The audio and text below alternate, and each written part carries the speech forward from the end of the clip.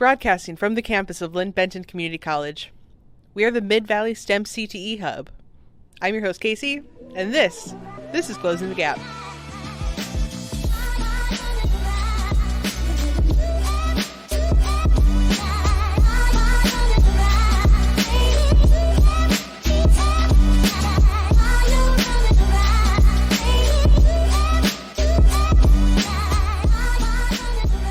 Hey listeners, welcome back.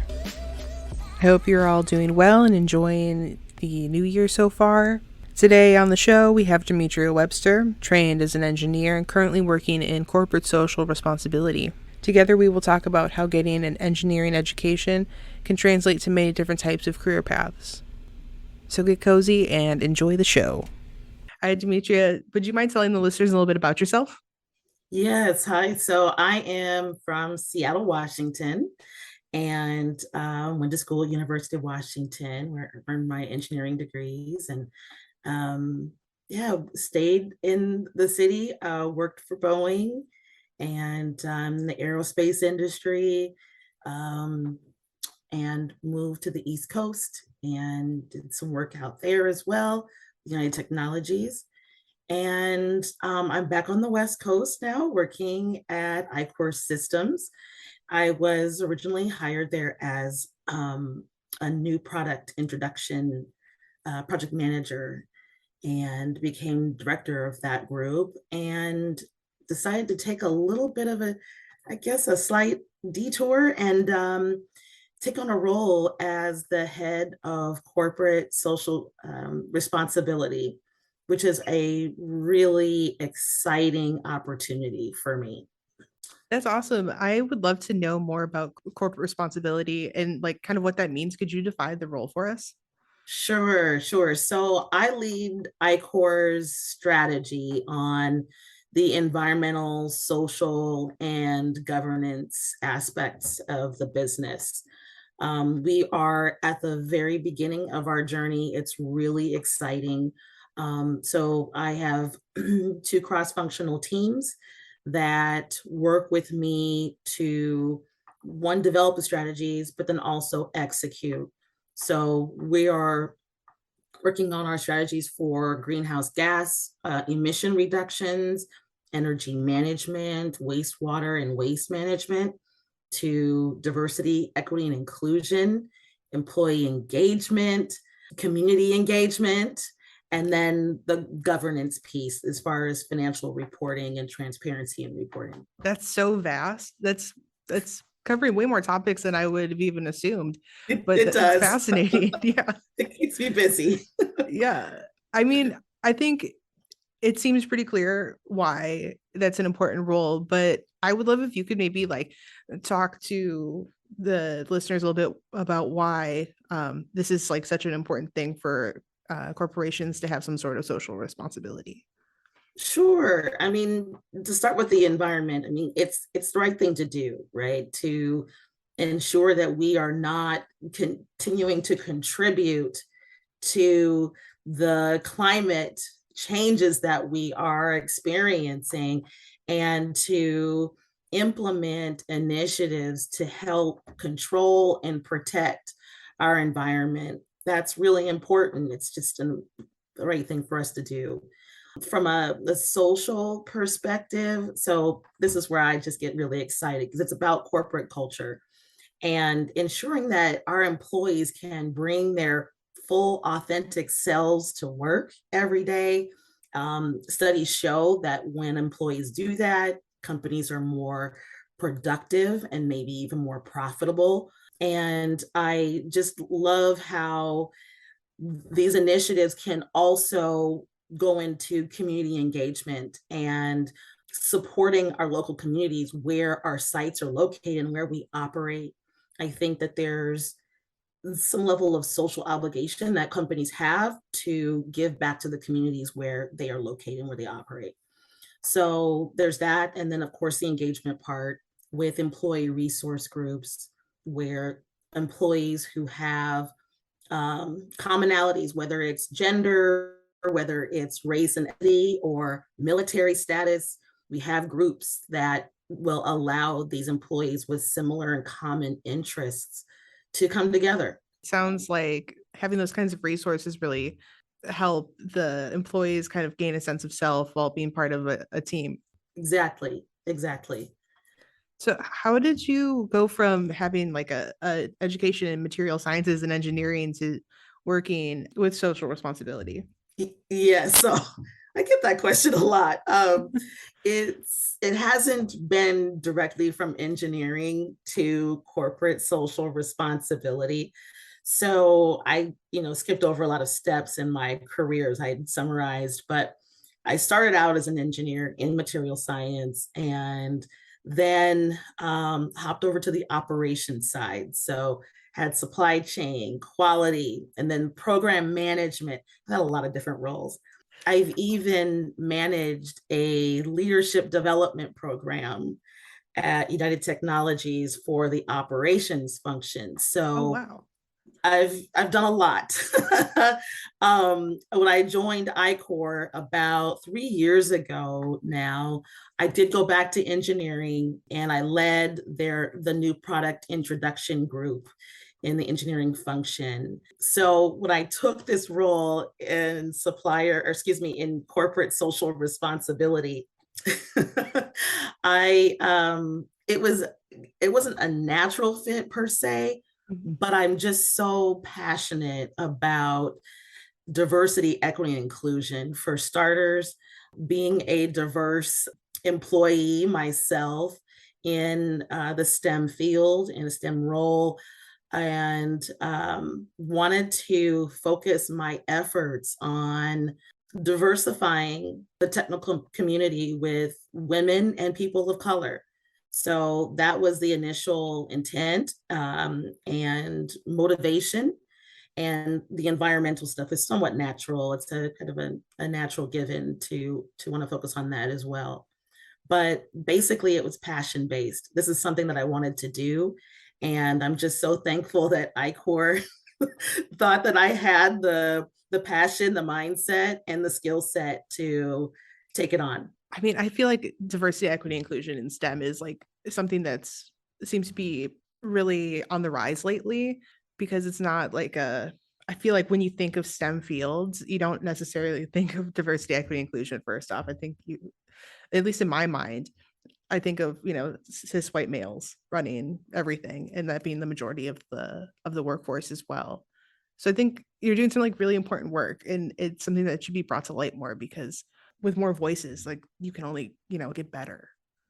Absolutely. And yes, I mean, the industry is Caucasian, cisgender, male dominated, but as was, semiconductor industry is that way, as well as the aerospace industry. Most STEM fields are that way, or industries are that way. But there are a lot of women who are not only in the ranks in STEM fields and in business in these STEM industries, but also in leadership and taking over technical roles and people of color as well. They might not be as visible as one might think, but we are here. We're here. We're talented. We're eager and motivated to be part of this industry. And sometimes it just takes a little more intentional focus to identify these candidates and expose them to the opportunities that are available. Totally. Yeah, I completely agree. That was really Mhm. well put. I like that. I live Um, it. That's how I know it. right on. So like what started you down this path? Like how did you start on an educational path and a career path of science and engineering? Okay, this is going to sound really funny. I was in high school and I wanted to be creative. I wanted to do design work. My math teacher told me I was good at math and science, and I thought, well, maybe I should try architecture or engineering. And so explored both fields and went to actually a minority science camp at the University of Washington. And the engineers there were doing experiments and just showing us all the cool applications that Nice. engineers can work in. I thought this is way more exciting than architecture. I'm going this route.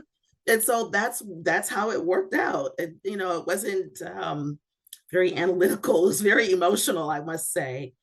And getting into school and getting started, it was a challenge because those classes are hard. But with the support of minority-based engineering support organizations at University of Washington, some of my colleagues are my friends to this very day. We stuck it out together and got through it, and we're now doing great things. Whether we're being technically called engineers now or not, we still are engineers at heart and want to continue to support programs like that. For sure, for sure. And something I also got out of what you said was that uh, pursuing like an engineering education can lead to like a more vast range of opportunities for careers rather than just being an engineer. It's like a good foundational kind of education. Yes. So I've just been thankful to have that background. I think that my education has given me the ability to solve problems, identify problems, and solve them.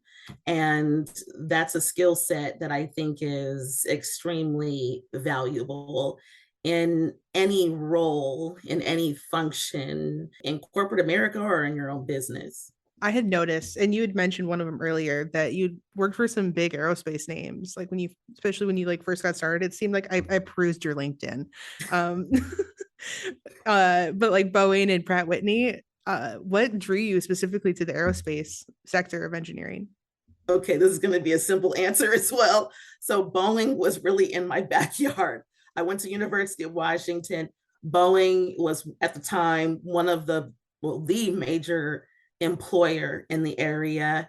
And so naturally I went there. I knew of other materials engineers who were working there. So I had a little bit of exposure before starting to look for that final placement out of undergrad. And so, yeah, just naturally went there.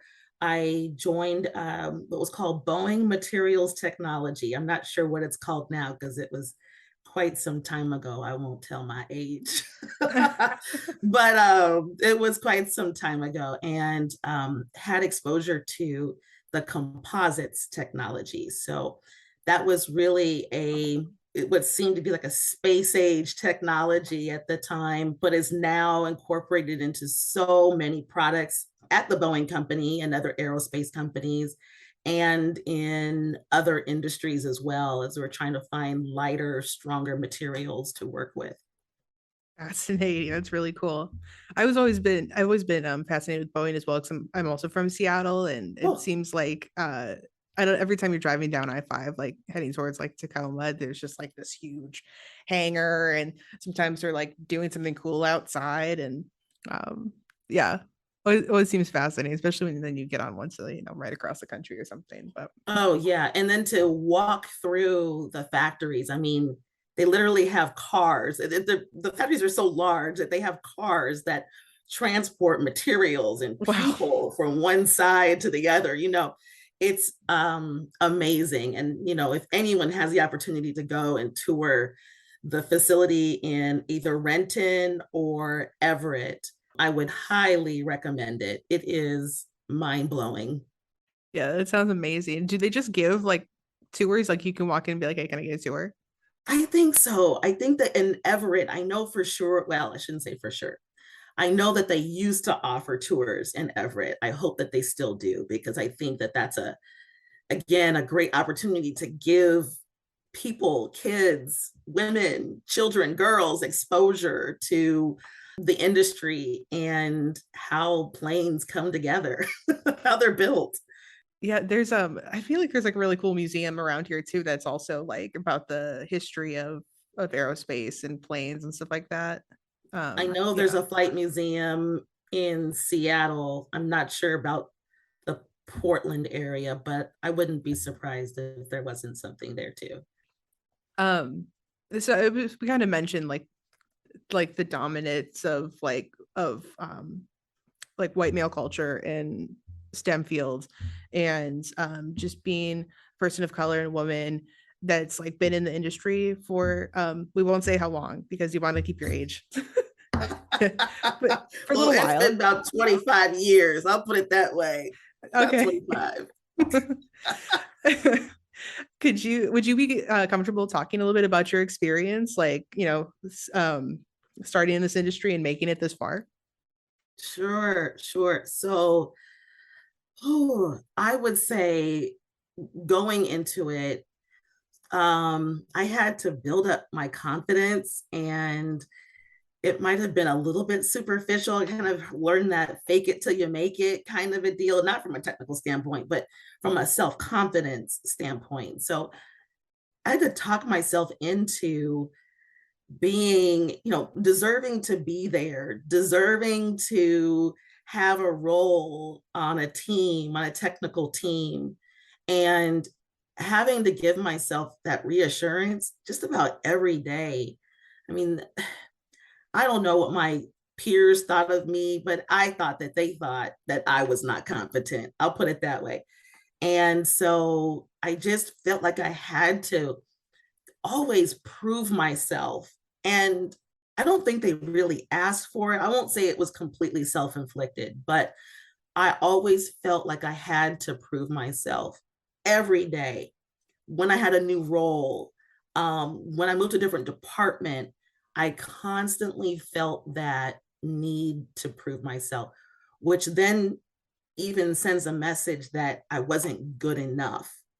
And I didn't realize that at the time. Looking back on it now, I think that those thoughts were motivational, but yet a little bit detrimental to my psyche and my mindset. So it was challenging, a lot of internal conflicts in my head. I had the support of friends and family. Not all understood because they weren't the only Black female engineer in their group and didn't really understand some of the what we call now micro messaging and micro inequities that I experienced. I didn't know how to handle them. I didn't know who to talk to either. So it was challenging. I'm just going to be completely honest about that.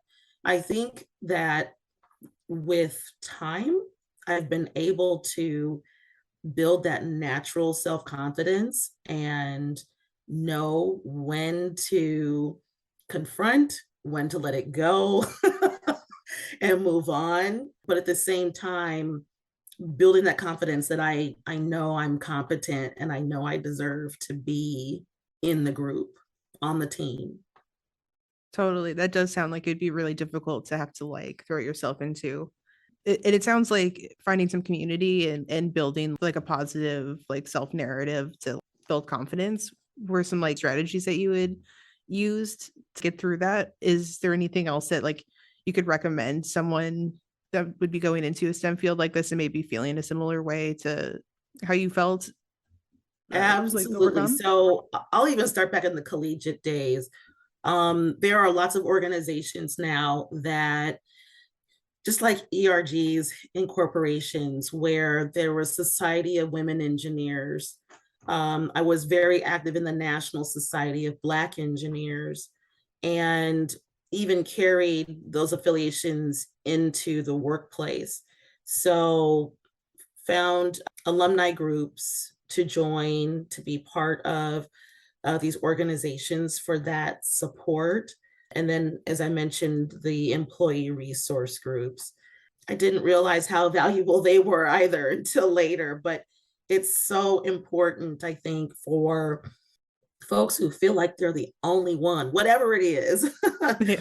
to find others who might feel like they're the only one in their group or on their team, to have honest, candid, confidential conversations about experiences and sharing and exchanging information and helpful tips on how to work through some of those challenges or issues that they might be facing. For sure. I totally agree with that. I feel like sometimes some of my peers at work are what make me or not make me personally, I guess, but like just make it seem to make it easier to like get through the day, like, having that support. Absolutely. I mean, we're at work more than we are anywhere else in a given day. It's good to have some allies For who sure. support you at work. Totally. Mhm. Um, and so I would really like to hear about some of your accomplishments that you're most proud of over this like robust career that you've created for yourself.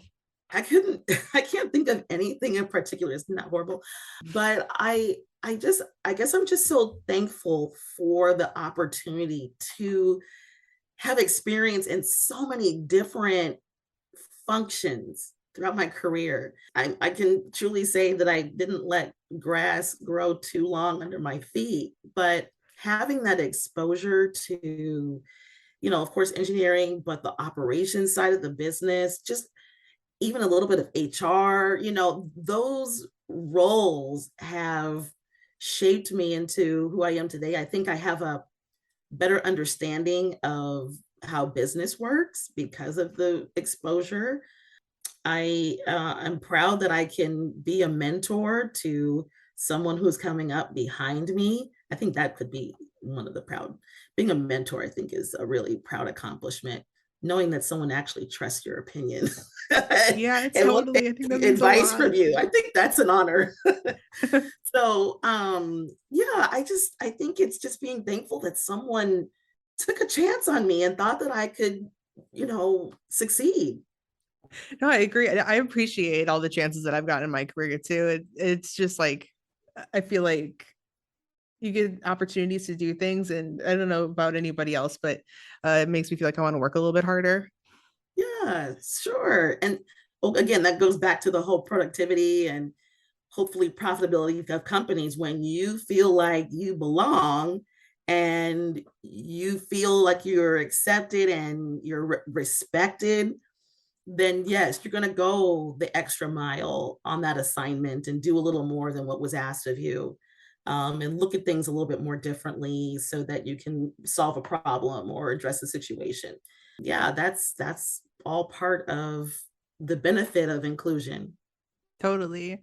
Is there anything that you think that people that are in classrooms together or like coworkers can do for each other that could really promote some good social responsibility, just even like in a small workplace on like a small scale kind of thing? Community projects through, I would say, through organizations, through community organizations, setting up projects. We're doing that now. That's one of the actions I have on my list as the corporate social responsibility head is partnering with local communities to do days of service, volunteering, um, to give back. Yeah. I like that. That's a good one for sure. Mhm, mhm. And Um, really it builds camaraderie. You learn about your team, you learn about your colleagues outside of work, working on something really important and meaningful. And it makes you feel good and again connects you to your team. Definitely, definitely. Do you have any words of wisdom for young people that are starting down a career path in STEM? I do. So this probably applies to any field that someone could, go into, and that would be to just take risks. Don't be afraid to say yes when someone presents an opportunity. Like, I think that's basically my story. An opportunity presented itself, and I went for it. May not have always had all the qualifications that were needed to fill the role, but I went for it anyway. And I would encourage young women, young people of color, young people in general to take risks. You just never know when you might find a company or a role or a function that you really like and you just want to continue to prosper in that direction. For sure, that's some great advice. And what do you think that we could do, like on a community level, or as educators, as families with students, to kind of inspire young people to pursue these careers more? it goes back to how I was exposed to engineering. Um, Having field trips in elementary and middle schools to some of these corporations where they can, like Boeing, for example, not to advertise that company. I work for a different company now, but seeing engineering in action, I'll say it that way, being exposed to STEM roles in action early on, I think will really help encourage young people to consider STEM roles. We have to also change it and not tell young children that they're bad at math. That also can deter interest, and we shouldn't do that. We shouldn't do that. But I think most importantly, the exposure is important, and then also seeing women, seeing people of color in these roles, in leadership roles in STEM or STEM industries is also important. We can, I guess, clarify the vision and the dream when we can see people who are where we want to be. It's really challenging to even imagine that it's even possible to take on the vice president or president of engineering at a technical company if you haven't seen someone who looks like you or me working there and in that role. So we need to see more women, more people of color in leadership roles who can expose these opportunities to younger people. That Yes, would be it. I second that. Yes. That's all the questions I have for you today, Demetria. I really appreciate your time coming on the show. It's been a pleasure, and I just hope that I've inspired someone. That's really my intent.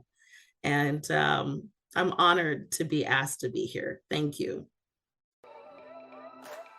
Thank you for joining us for this episode of Closing the Gap. If you like this show, subscribe on Spotify. You can also find us on Instagram at MV-STEM-CTE, on Twitter at Mid-Valley STEM, and online at midvalleystem.org. Until next time, keep progressing.